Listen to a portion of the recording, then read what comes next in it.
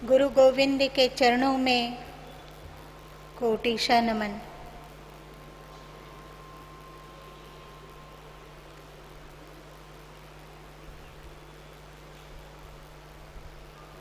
जैसे पर्वतों में कैलाश पर्वत का, नदियों में गंगा का और सरोवरों में मानसरोवर का स्थान है, ऊंचा स्थान है, वैसे ही आध्यात्मिक त्योहारों में गुरु पूर्णिमा का महत्वपूर्ण स्थान है। महाभारत, गुरु गीता, पुराण, उपनिषद, वेद, श्रीमद् भगवद गीता और संत वाणी सभी एक स्वर से गुरु महिमा का गान करते हैं।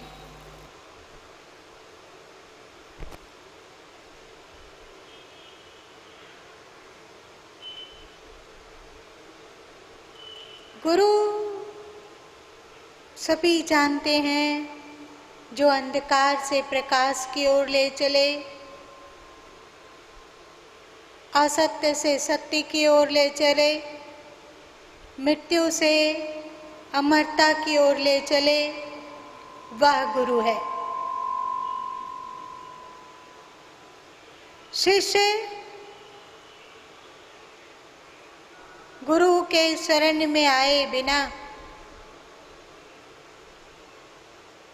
मनुष्य के रूप में अमानव ही रहता है। गुरु के शरण में आने पर उसके जीवन में सुधार आना संभव हो पाता है, निर्मलता आती है, पावनता आती है, ज्ञान आता है, समझ आती है। जो मूल्य एक कागज के लिए चित्रकार का है, वही मूल्य शिष्यों के लिए गुरु का है। कोरा कागज वह मूल्यहीन है, उसका महत्व बहुत न्यून है,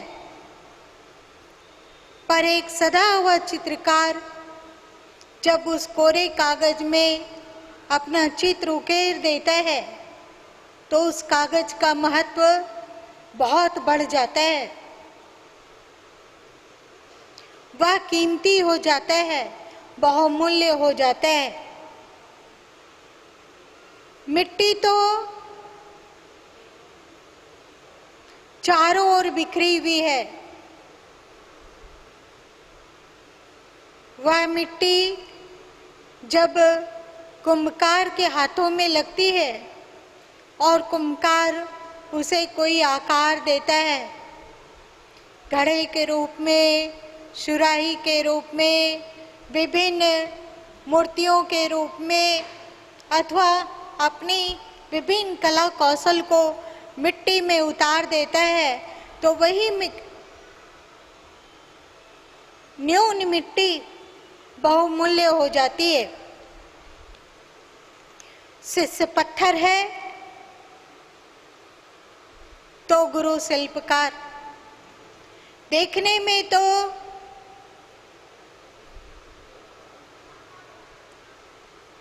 पत्थर एक सामान्य सी चीज है, पर जब वही पत्थर शिल्पकार के हाथों पड़ता है तो शिल्पकार उसे गढ़कर भगवान के मूर्त में बदल देता है। मैंने सुना है एक बार एक मंदिर में, जहाँ श्वेत संगमरमर का भगवान की मूर्त थी, वहीं श्वेत संगमरमर की सीढ़ियाँ भी थी। एक बार सीढ़ियों और उस भगवान की मूर्त में बातचीत होने लगी। मंदिर सूना था, कोई उपस्थित नहीं था। सीढ़ी का पत्थर ने कहा कि तू भी एक ही खदान से निकली है, मैं भी उसी खदान से निकला। तुम्हें भी कारीगर ने गढ़ा, मुझे भी कारीगर ने रौंदा, चिकना बनाया। फिर क्या कारण है कि तेरे आगे तो सभी अपना शीश झुकाते हैं, पर मुझे लोग पैरों से रौंदते हुए, पैरों से ठोकर लगाते हुए चलते हैं, निकलते हैं। ऐसा क्या कारण है?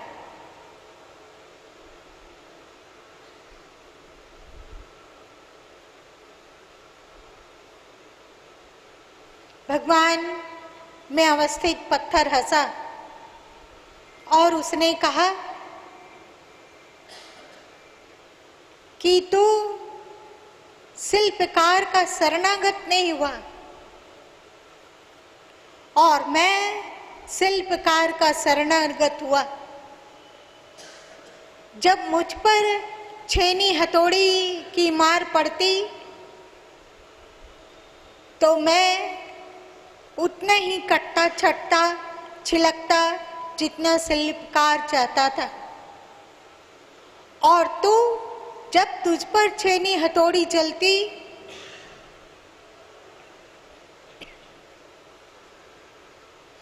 तब तू टूट कर गिरने लग जाती, टूटने लग जाती।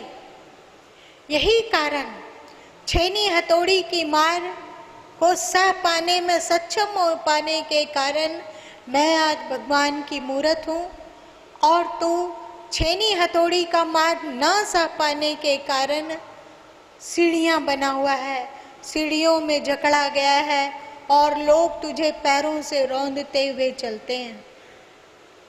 गुरु शिष्य को बहुत कुछ देता है और देने में सक्षम है। वैसे आज गुरु पूर्णिमा मनाया जा रहा है और मजे की बात यह है कि गुरु पूर्णिमा मनाने के लिए आषाढ़ पूर्णिमा को चुना गया।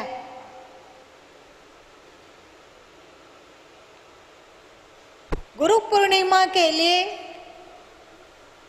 अगहन की पूर्णिमा चुनी जा सकती थी, जब चंद्रमा निरभ होता है, आकाश में स्वच्छता पूर्वक चमकता है, बादल की टुकड़ियां छट चुकी होती है। उस चांद को गुरु पूर्णिमा का प्रतीक बनाया जा सकता था, अथवा जाड़े की चांद को गुरु पूर्णिमा का प्रतीक अथवा गुरु पूर्णिमा का दिन रखा जा सकता था। फिर क्या कारण है कि गुरु पूर्णिमा के लिए आषाढ़ पूनम को चुना गया? कुछ तो तथ्य होगा। यह बात सही है कि आज के दिन, आषाढ़ पूर्णिमा के दिन, भगवान वेद व्यास का जन्म हुआ। वे वेदों के प्रथम व्याख्याता माने जाते हैं। उन्होंने 18 पुराणों, महाभारत, ब्रह्मसूत्र और गीता की रचना की। वे वेदों के प्रथम माननीय प्रामाणिक व्याख्याता माने गए। यह बात अलग है, पर क्या इस वेद व्यास जी के जन्म दिन के अतिरिक्त भी कोई बात हो सकती है? सोचने में ऐसा लगता है कि आषाढ़ का पूर्णिमा क्या, कभी आसमान में बादल छा जाते हैं, पूनम ढक जाता है, पूनम का चांद ढक जाता है, कभी बादल छिटक जाते हैं और पूनम का चांद चमक उठता है।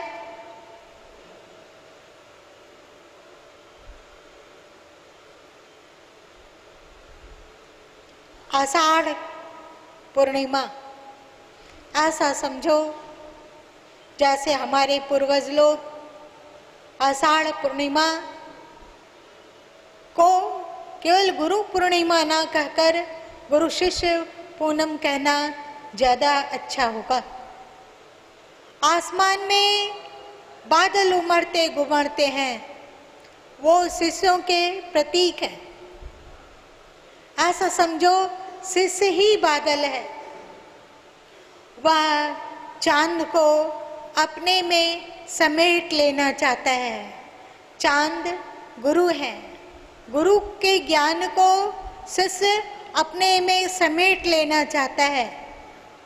पर जैसे बादल के सतह से पुनः ऊपर चांद आ जाता है, वैसे ही शिष्य जानता है, सोचता है कि गुरु से हमने ज्ञान लिया था और संतुष्ट भी हो गया था कि मैं गुरु से सब ज्ञान को प्राप्त कर लिया, लेकिन नित्य प्रतिदिन गुरु के कोई कोई विलक्षण विलक्षण ज्ञान प्रकट होते रहते हैं और शिष्य फिर से चांद की ओर लपकता है, गुरु की ओर लपकता है और सोचता है कि मैंने गुरुदेव रूपी चांद को पूर्णतः ढक लिया, मतलब गुरुदेव को अपने में भर लिया, उनके ज्ञान को अपने में भर लिया।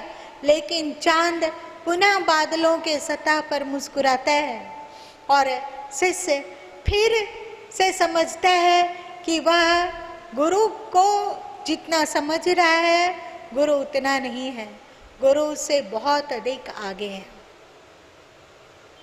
गुरु का था नहीं है, गुरु की सीमा नहीं है, गुरु की ना गहराई नापी जा सकती है, ना गुरु की ऊंचाई नापी जा सकती है।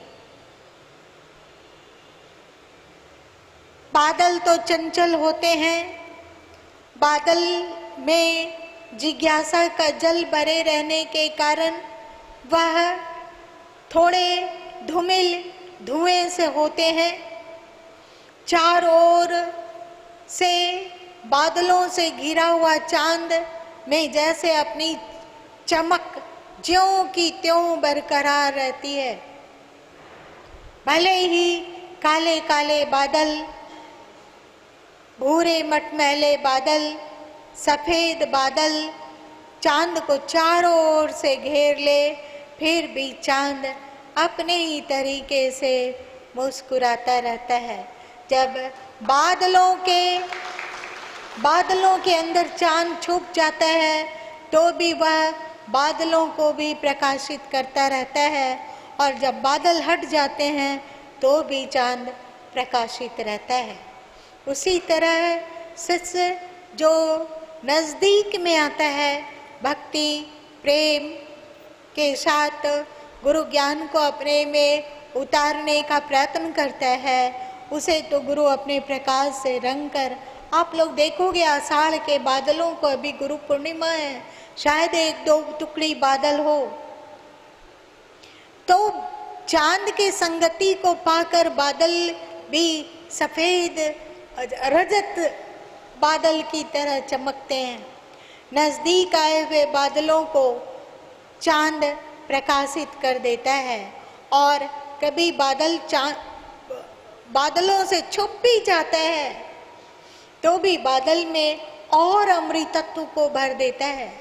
चांद से होकर गुजरने वाला बादल में अमृतत्व की संख्या, जीवनदायिनी संख्या, पेड़ों और फूलों को पुष्ट करने की शक्ति बहुत बढ़ जाती है।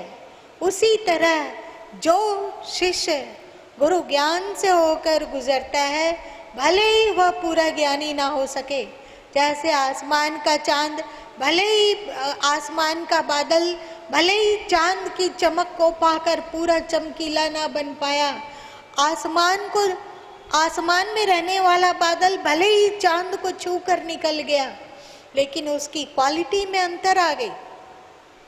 जब चांद पर से होकर बादल नहीं गुजरा था, उस समय जो बादल की क्वालिटी थी, और जब चांद से होकर बादल गुजरा, उस समय जो बादल की क्वालिटी है, उन दोनों की क्वालिटी में अंतर आ गई। आज आप गुरु के दरबार में आए हो, गुरु के शरणागत हुए हो, आज आपकी जो क्वालिटी है, आप जब गुरु की शरण में ना आते तो आपकी क्वालिटी आज की तुलना में बहुत न्यून रहती है।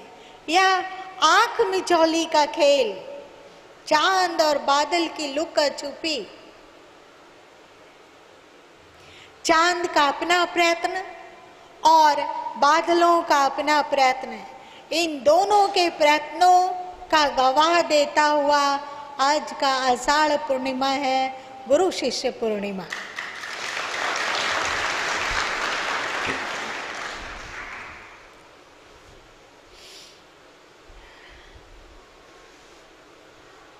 गुरु दाता है। आप लोगों ने भजन सुना, गुरु समान दाता नहीं जग में कोई, गुरु के समान अन्य कोई दाता नहीं। कहा गया है, गुरु समान दाता नहीं, याचक शिष्य समान। शिष्य के समान याचक नहीं है। याचक मतलब जिज्ञासा, उत्कंठा, गुरु से कुछ प्राप्त करने की वांछा, ललक, तड़प, बेचैनी कि गुरु से अधिक क्या पा लिया जाए। अभी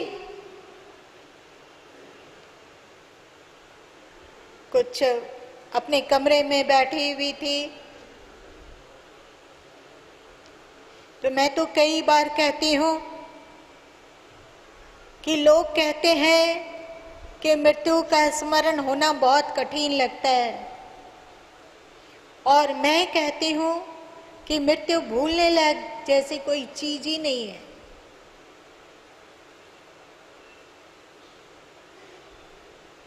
मन ही मन एक पल के लिए विचार हुआ कि पूज्य गुरुदेव साकार स्थूल शरीर को त्याग कर अदृश्य अव्यक्त परमात्मा में जा समाहित हुए।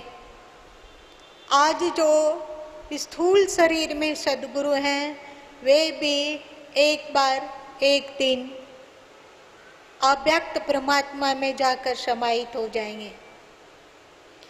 बीच का पीरियड जब गुरु व्यक्त में है और अपने आप में अव्यक्त परमात्मा को भर के तो रखे हैं, पर अव्यक्त परमात्मा में लीन नहीं हो गए। यह समय 1 साल का भी हो सकता है, 6 महीने का भी हो सकता है, 2 साल का भी हो सकता है, 5 साल का भी हो सकता है, 10 साल का भी हो सकता है। जैसे चातक स्वाति के बादलों की ओर बड़ी उत्कंठा से मुंह को खोलकर आकाश की ओर देखता हुआ, बादलों को देखता हुआ प्रतिपल इंतजार करता है कि स्वाति बूंद का जल कभी भी बरस सकता है और वह चूक न जाए। स्वाति बूंद का बादल जब बरसने लगता है तो बरसता ही रहता है, बरसता ही रहता है, बरसता ही रहता है। जिस चातक के मुख खुले हुए होते हैं, उस मुख में स्वाति बूंद का बादल की वर्षा बिंदु गिरती है और उसे चातक पक्षी मोती में परिणत कर लेता है। और जिस चातक पक्षी का मुख बंद रहता है।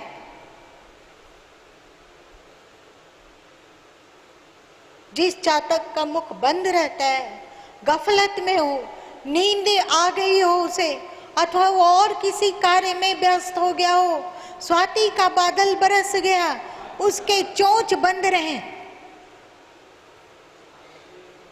ऐसे में उसके मुख में स्वाति का बादल की बूंदे नहीं जा पाती और वह उसे मोती में परिणत नहीं कर सकता। उसी तरह गुरु का बहुत महत्व है, पर शिष्य का कम महत्व नहीं है। यदि गुरु पूर्ण हो और शिष्य सावधान सजग ना हो, यदि शिष्य गफलत में रह जाए, सदगुरु कबीर साहब ने कहा, डिग बुढ़ाऊ तेरा नहीं, यह अंदेशा मोई।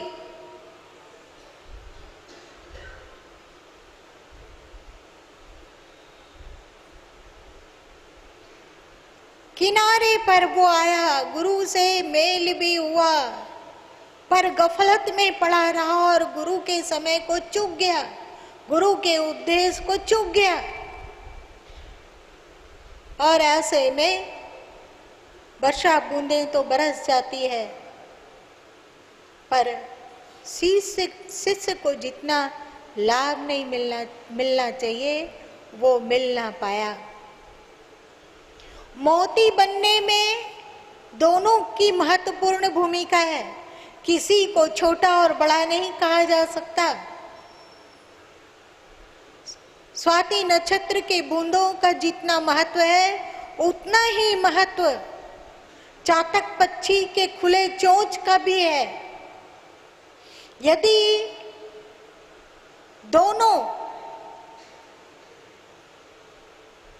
सावधान हो, जिसको सदगुरु कबीर साहब ने कहा, श्रोता तो घर में नहीं, वक्ता बकै सो बादी, श्रोता वक्ता एक होए तो कथा सुनावो वादी। श्रोता और वक्ता जब एक हो जाए, मतलब शिष्य और गुरु, गुरु ज्ञान देने में तत्पर हो और शिष्य ज्ञान लेने में तत्पर हो, गुरु शिष्य का कल्याण करने का इच्छुक हो और शिष्य भी आत्म कल्याण करने का इच्छुक हो, गुरु शिष्य को लाभ देने का इच्छुक हो और शिष्य गुरु से लाभ लेने का इच्छुक हो, तभी बात बनती है। इसलिए यह गुरु शिष्य पूर्णम का त्योहार है। शिष्य बनना, यह बात सही है कि गुरु के बिना ज्ञान नहीं मिलता। आप लोग बहुत कुछ गुरु के बारे में सुन चुके हैं। सदगुरु कबीर साहब ने कहा, गुरु बिनु ज्ञान न उपजे, गुरु बिनु मिटे न दोष, गुरु बिनु संशय ना मिटे, गुरु बिनु मिले न मोक्ष।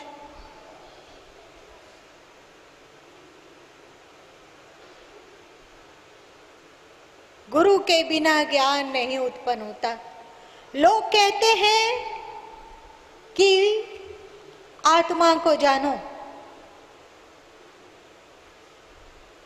पर आत्मा है क्या? आत्मा है कौन? आत्मा कौन सी वस्तु है? इस बात को कोई नहीं बता सकता।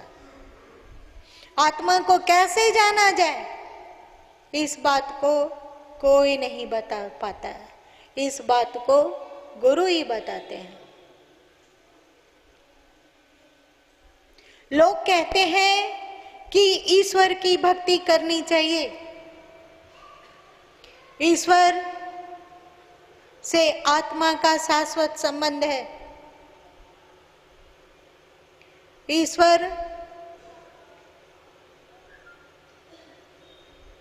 ईश्वर का ही अंश आत्मा है, इसलिए ईश्वर की भक्ति हर आत्माओं को करनी चाहिए। हर आत्माओं का लक्ष्य ईश्वर ही है। परंतु प्रश्न उठता है कि ईश्वर है क्या? कौन से ईश्वर की भक्ति करें? यदि गुरु के शरण में नहीं आएंगे तो कोई कहता है कि राम भगवान की भक्ति करो, कोई कहता है शिव भगवान की भक्ति करो, कोई कहता है कृष्ण भगवान की भक्ति करो, कोई कहता है गणपति भगवान की भक्ति करो, कोई कहता है कार्तिकेय की भक्ति करो, कोई कहता है शंकर भगवान की भक्ति करो, कोई कहता है दुर्गा माता की भक्ति करो, कोई कहता है कात्यायनी देवी की भक्ति करो, कोई कहता है अमुक भगवान की भक्ति करो।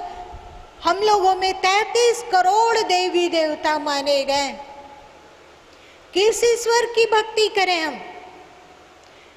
डर है हृदय में, हृदय कांपता है कि इस भगवान की पूजा करेंगे तो वे भगवान नाराज हो जाएंगे, उस भगवान को मनाएंगे तो कोई तीसरे भगवान है वे नाखुश हो जाएंगे, तीसरे भगवान को भी पूजा कर लेंगे तो चौथे भगवान नाराज हो जाएंगे।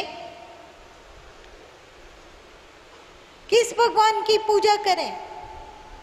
गुरु के शरण में, सच्चे गुरु के शरण में आए बिना व्यक्ति किंग कर्तव्य विमूढ़ होता है।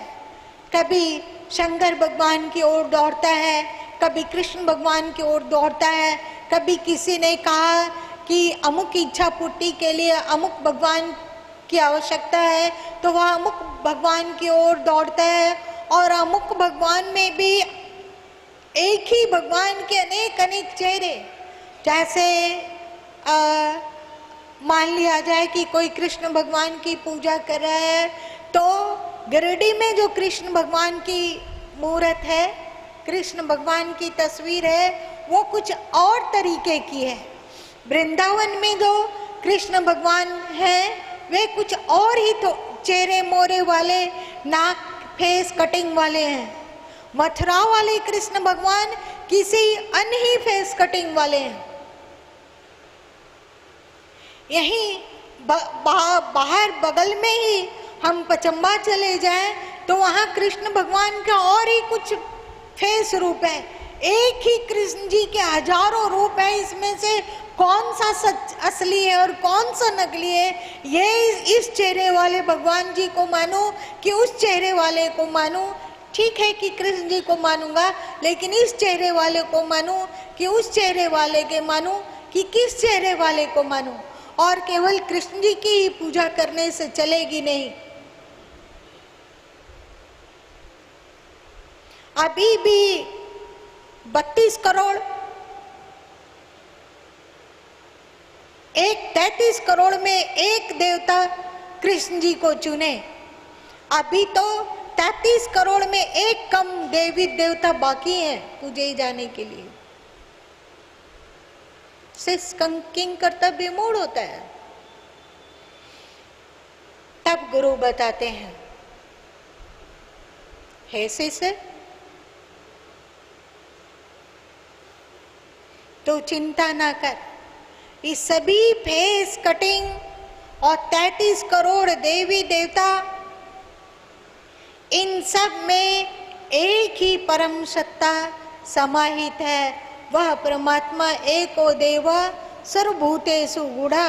श्वेता श्वेतरोपनिषद में कहा गया कि एक ही परमात्मा सब में समाया हुआ, समा गया। उसी का यह काल्पनिक मूर्ति है जिसमें कि हम मन को एकाग्र कर सके। जैसे आसमान में सूरज चमक रहा हो और 1000 घड़े पानी रख दिया जाए धरती पर खुले आसमान के नीचे तो 1000 सूरज दिखते हैं, पर 1000 सूरज नहीं होते, एक सूरज होता है। उसी तरह गुरु के शरण में जाने पर हमें ज्ञान होता है कि एक ही परमात्मा है।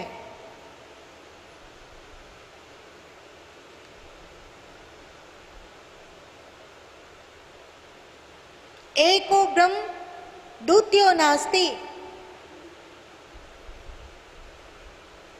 एकम सद्विप्रा बहुधा वदन्ति। एक ही परमात्मा को लोग अलग अलग रूप से, भिन्न भिन्न रूप से बोलते हैं और कहते हैं। एक ही परमात्मा के अलग अलग गुणों को लेकर उस गुणों के अनुरूप रूप की कल्पना की गई और 33 करोड़ देवी देवताओं का प्रचार प्रसार हो गया। हे शिष्य, तू इसमें ना उलझ, एक परमात्मा को जान और चाहे किसी में भी देख, किसी भी रूप को देख, हर रूप में उस एक परमात्मा को ही समझ। वह परमात्मा तुम्हारी आत्मा में निवास कर रहा है। वह परमात्मा तुम्हारे बाहर भी है, भीतर भी है। सभी प्राणियों के हृदय में आत्मा के रूप से निवास करती है।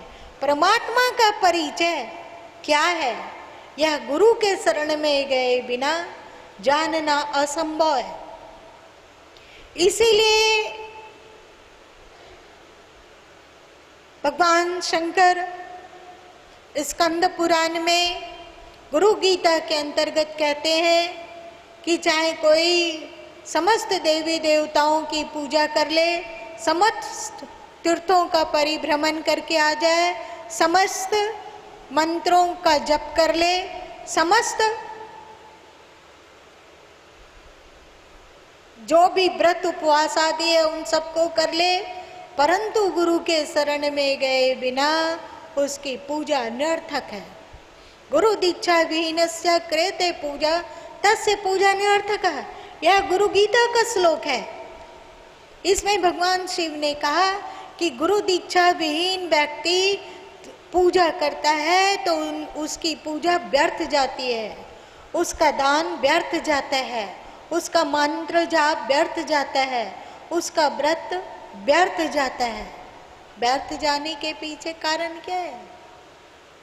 क्योंकि वह शिष्य नहीं बना।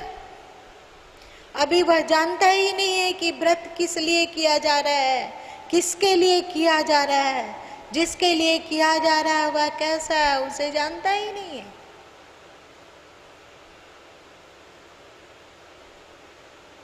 कहा जाता है, सभी संत कहते हैं, गीता भी कहती है, तद्विधि प्रणिपातेन परिप्रश्नेन सेवया उपदिक्षन्ति ते ज्ञाना ज्ञानिना तत्वदर्शिना। ज्ञानी पुरुषों के सत्संग में जाओ,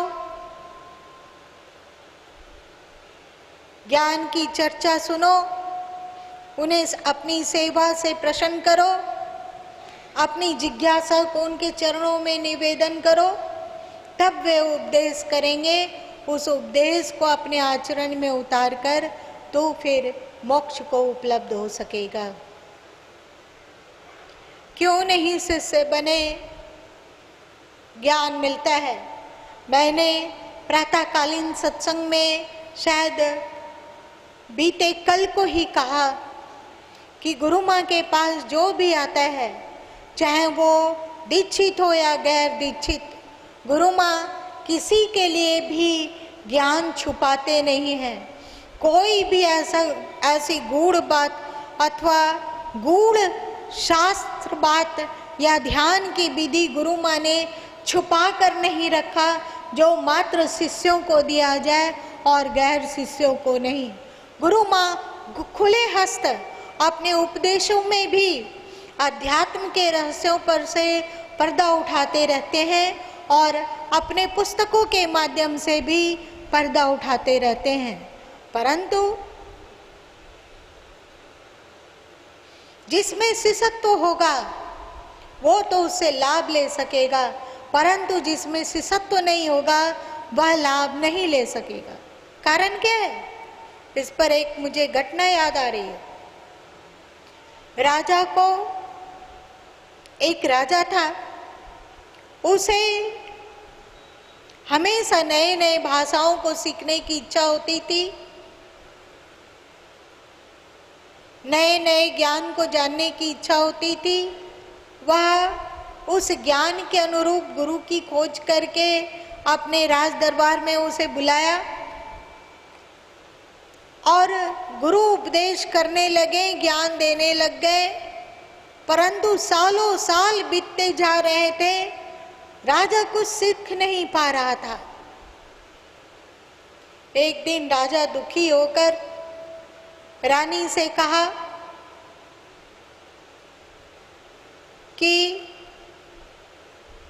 देवी,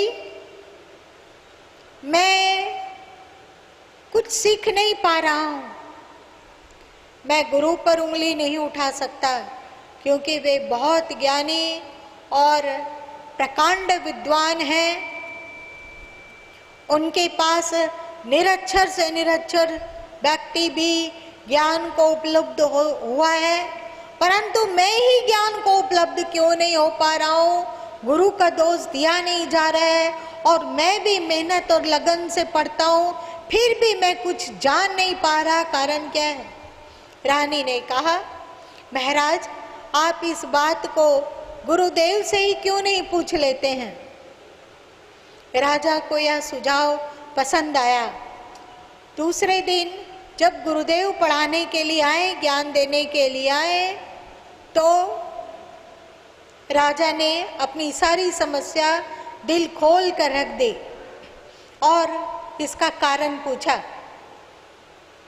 गुरुदेव हंसे और उसने कहा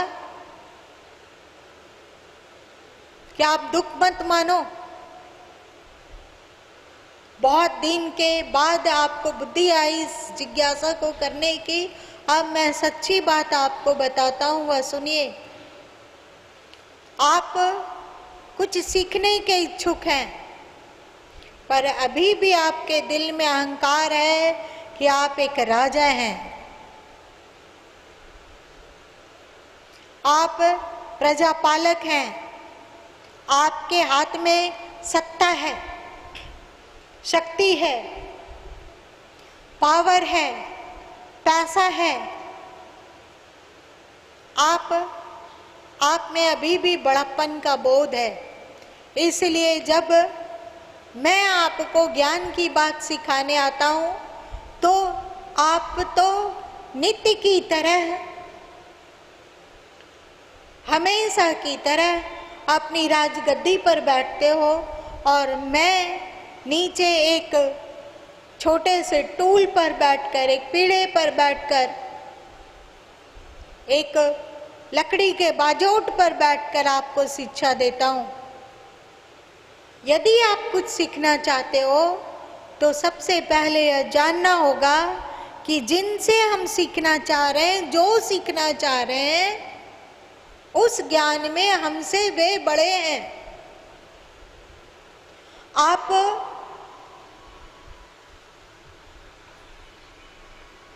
एक बोतल का जल दूसरे बोतल में भरना चाहो, एक बोतल का तेल दूसरे बोतल में डालना चाहो, तो जिस बोतल में तेल डालना है उस बोतल को नीचे, और जिस बोतल से तेल डालना है उसे ऊपर रहना होता है। मतलब जिस बोतल में तेल डालना है उसे अहंकार मुक्त होकर सोचना होगा कि हम लघु हैं। लघुता ते प्रभुता मिले, प्रभुता ते प्रभु दूरी, चीटी शक्कर ले चली हाथी के सिर दूरी। अहंकार से ग्रवित मस्तक कभी ज्ञान को प्राप्त नहीं कर सकता। शिष्यत्व क्या है? ये घोषणा है कि अमुक संत के प्रति हम अपने अहंकार को त्यागने के लिए कृत संकल्प हैं। हम स्वीकार करते हैं कि उनके पास हमारे जीवन ऊर्जा से कुछ विशेष जीवन ऊर्जा है, उनके पास हमारे पास जो ज्ञान है, समझ है, उससे उनके पास ज़्यादा समझ और ज्ञान है। मैं उनसे लेने वाला हूँ, इसलिए मैं उनके आगे नम्र होता हूँ, झुकता हूँ। जो द्वितीय के चंद्रमा सिर नवे सब कोई, इसलिए शिष्यत्व अनिवार्य है। झुकता है शिष्य उसका, और झुकते के साथ उसका अहंकार गिर जाता है।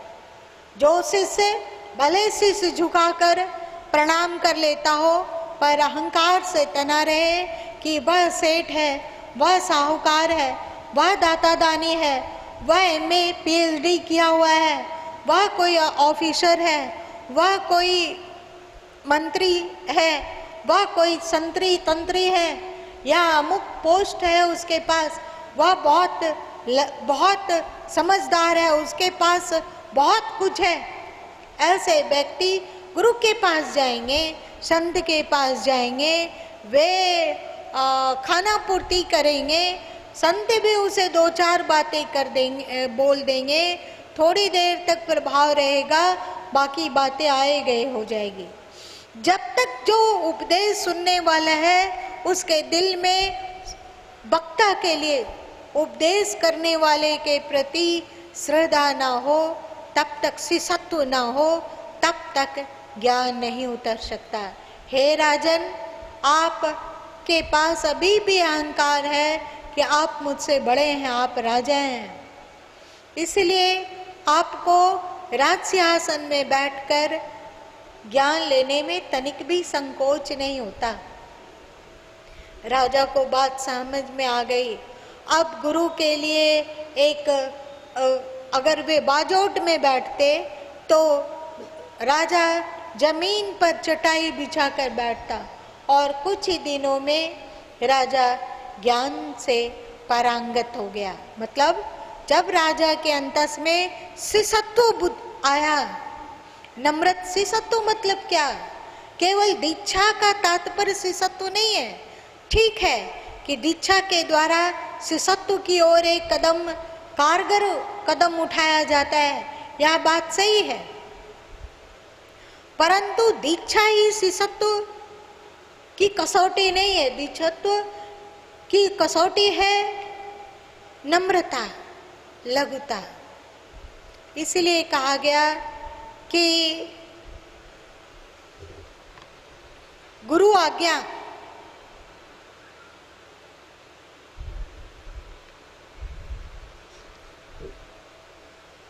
कि हे शिष्य, तू गुरु की आज्ञा मान। क्यों?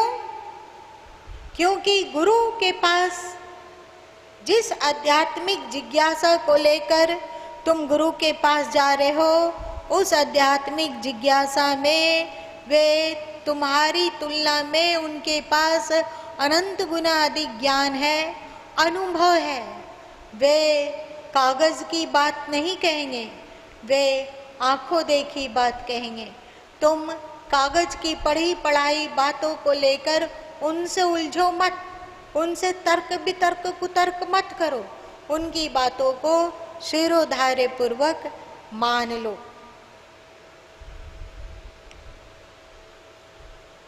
यदि शिष्य में नम्रता हो और वह शिष्य बनने का इच्छुक हो कि हमें शिष्य बनना है, हमें गुरु से प्राप्त करना है, तो मैं एक बात कहूं, सारी अस्तित्व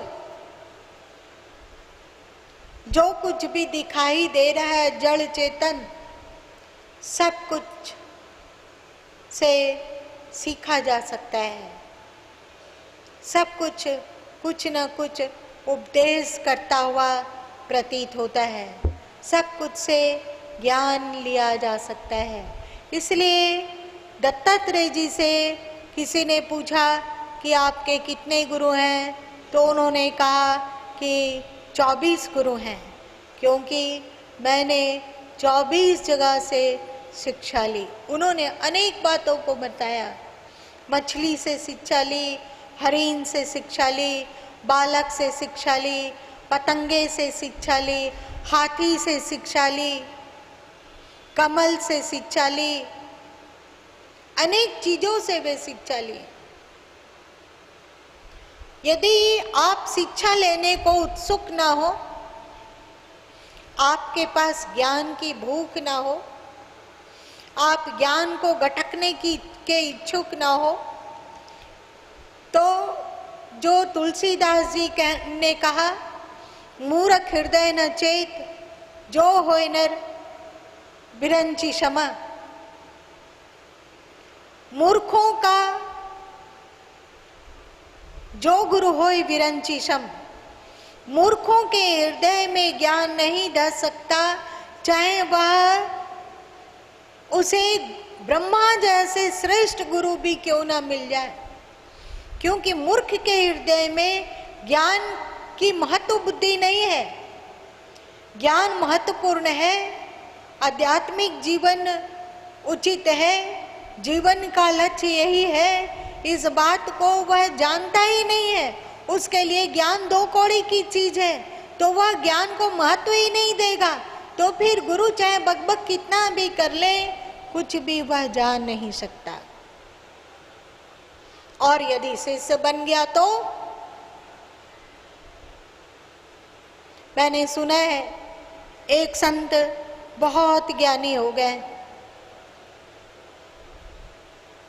उनके शिष्यों ने पूछा, गुरुदेव आप इतने ज्ञानी हैं, इतने शांत हैं, इतने ध्यान मग्न रहने वाले हैं, आप बिल्कुल मुक्त पुरुष हैं, आपकी रहनी जल में कमलवत है, आप बताइए कि आपके गुरु कौन है। संत ने कहा कि मेरे गुरु अमुक हैं, मैंने उनसे शिक्षा लिया, परंतु पूज्य अपने गुरुदेव के अतिरिक्त मेरे 3 और गुरु हुए। शिष्यों ने पूछा कि आपके महागुरु होंगे, ये तो मैं जानता हूं,